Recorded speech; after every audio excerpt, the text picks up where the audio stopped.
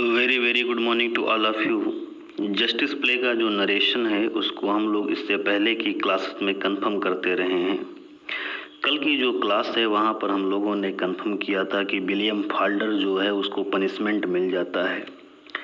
जो William Falder है उसको जो पनिशमेंट मिलता है वो 3 इयर्स का इम्प्रिजनमेंट मिलता है। फाल्डर को 3 साल का कठोर कारावास मिलता है। इसके साथ ही साथ 1 महीने का सोलिटरी कन्फाइनमेंट मिलता है, मतलब 1 महीने का एकांत कारावास भी मिलता है विलियम फाल्डर को। विलियम फाल्डर को जेल में डाल दिया जाता है। प्ले का जो नेक्स्ट सीन है वो जेल में स्टार्ट होता है। क्रिसमस के पहले दिन की शाम है। कैदखाने का दृश्य है। कैदखाने में मतलब प्रिजन में जेल का जो गवर्नर है वो अपनी राइटिंग टेबल के नज़दीक खड़ा हुआ है।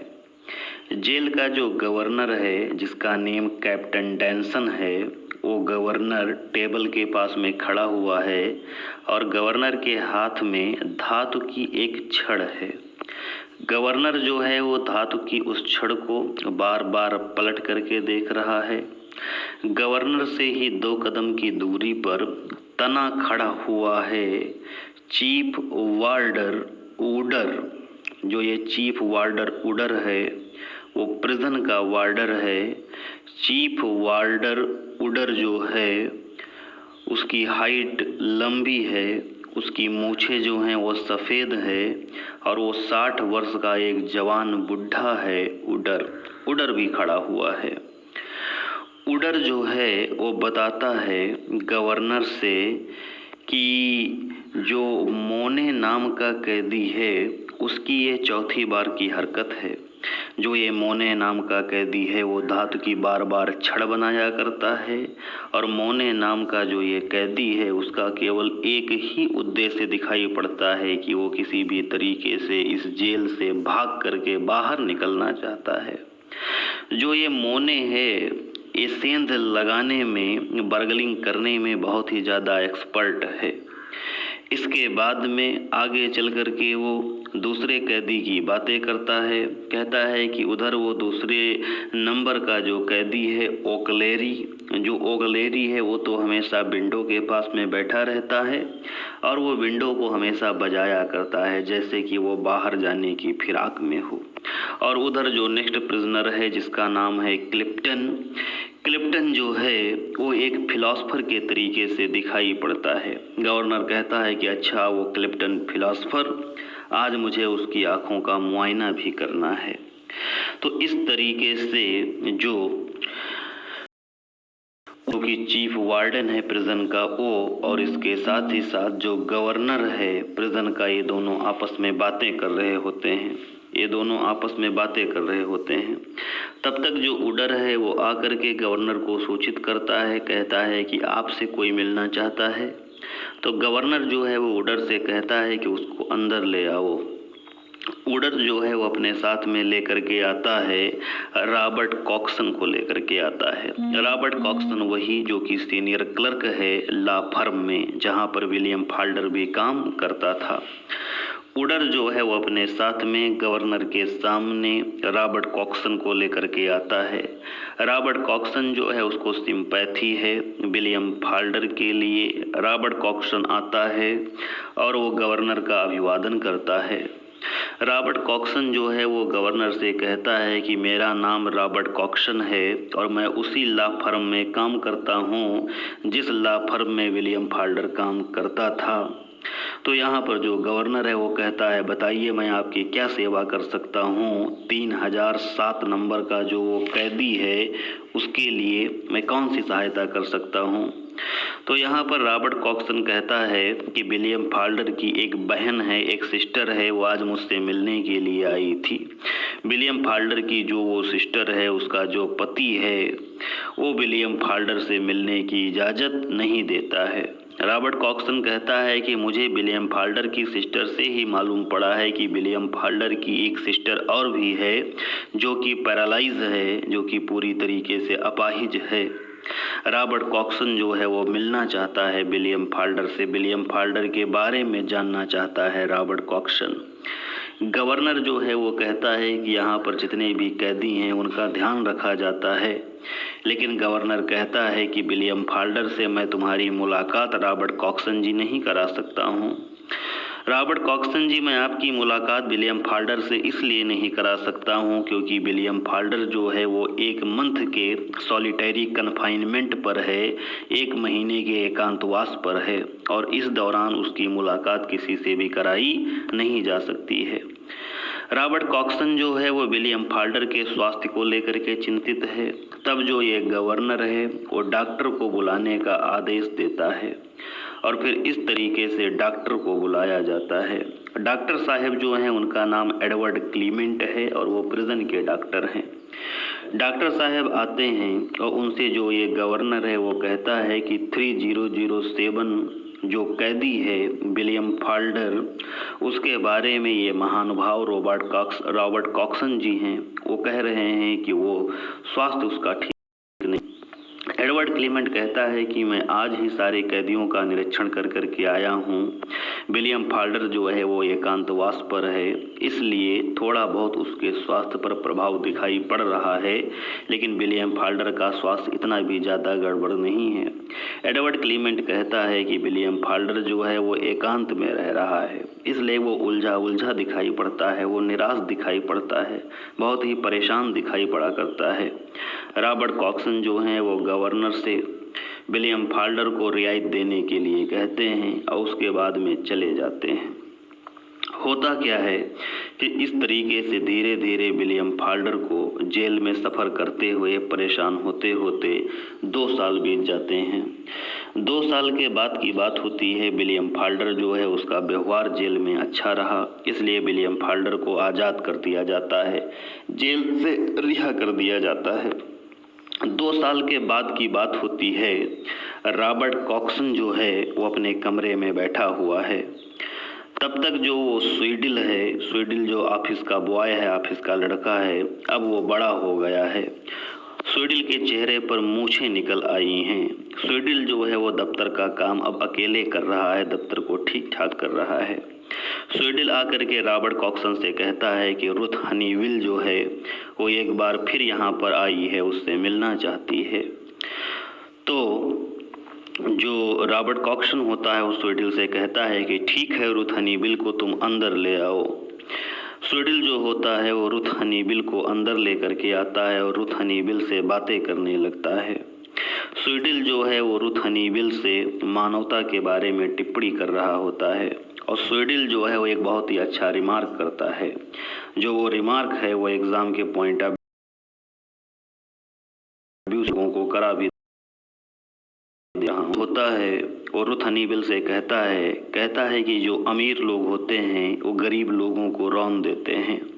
स्वीडिल कहता है कि जो अमीर लोग होते हैं दे केम डाउन ऑन यू, वो गरीबों के ऊपर ऐसे आते हैं like a cart load of BRICS, जैसे कि ईंट से भरी हुई गाड़ी आती है और लोगों को कुचल करके रख देती है। ये स्वीडिल का रिमार्क है। स्वीडिल जो है वो रुथ हनीविल से कहता है कि गरीब लोगों को अमीर लोग प्रताड़ित करते हैं और वो कहता है कि गरीब लोगों के ऊपर जो अमीर लोग होते हैं दे कम डाउन, वो ऐसे आते हैं ऑन यू, हम लोगों के ऊपर, गरीबों के ऊपर, like a cart load of BRICS, जैसे कि ईंट से भरी हुई कोई गाड़ी आती है और किसी को कुचल करके रख देती है।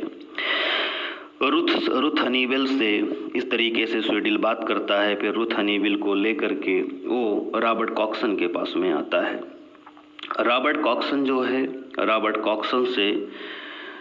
कॉक्सन से रुथ हनीविल जो है वो बोलती है कि विलियम फाल्डर जो है वो कुछ दिन पहले ही जेल से छूटकर आया है और विलियम फाल्डर जो है उसको अब कोई काम नहीं दे रहा है। विलियम फाल्डर जो है वो पूरी तरीके से बेरोजगार हो गया है, इसलिए आप कुछ सहायता करिए।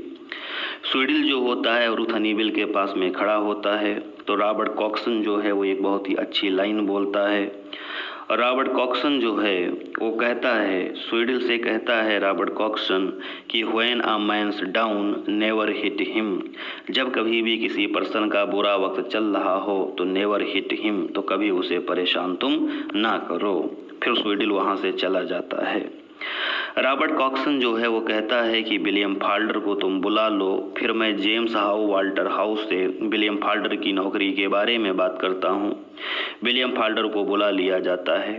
रॉबर्ट कॉक्सन जो है वो जेम्स हाउ और वाल्टर हाउस से निवेदन कर रहा होता है कि वो विलियम फाल्डर को नौकरी पर रख लें। जेम्स हाउ जो है वो विलियम फाल्डर से मिलता है और जेम्स हाउ जो है वो विलियम फाल्डर से कहता है कि देखो विलियम फाल्डर, मैंने तुम्हारे साथ कुछ गलत नहीं किया है।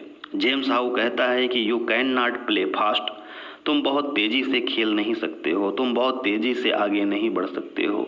लूज विथ मोरालिटी, जबकि तुम्हारे अंदर कोई मोरालिटी नहीं है। एंड होप, और इसके बाद में भी अगर तुम आशा करते हो टू गो स्कॉट फ्री, कि तुम ऐसे चले जाओ तुम्हारे साथ कोई कुछ करे ना, तो ये तुम्हारी आशाएं करना व्यर्थ है। फिर यहाँ पर जो विलियम फाल्डर होता है वो जेम्स हाउ से कहता है कि सर, अगर मुझे डिफरेंटली ट्रीट किया गया होता, स्टार्टिंग में ही अगर मुझको समय दे दिया गया होता, मुझे जेल में न डाला जाता, तो आज के जो हालात हैं वो कुछ और होते। इस तरीके से विलियम फाल्डर अपनी बातें रखता है। जो जेम्स हाउ है वो विलियम फाल्डर से कहता है कि अगर तुम मेरे यहाँ पर नौकरी करना चाहते हो तो तुम्हें रुथ हनीविल का जो साथ है उसे छोड़ना पड़ेगा। रुथ हनीविल के साथ में अगर तुम रहते हो और मेरे ऑफिस में काम करते हो तो मेरा नाम खराब होता है, ऐसा जेम्स हाउ कहता है। विलियम फाल्डर जो है वो साफ साफ मना कर देता है जेम्स हाउ को। विलियम फाल्डर कहता है कि रुथ हनीविल का साथ मैं नहीं छोड़ सकता हूँ, क्योंकि रुथ हनीविल जो है वो मेरे लिए है और मैं रुथ हनीविल के लिए हूँ, मैं रुथ हनीविल का साथ नहीं छोड़ सकता हूँ। तो जेम्स हाउ जो है वो कहता है कि अगर तुम रुथ हनीविल का साथ नहीं छोड़ सकते हो तो मेरे ऑफिस में काम नहीं मिलेगा।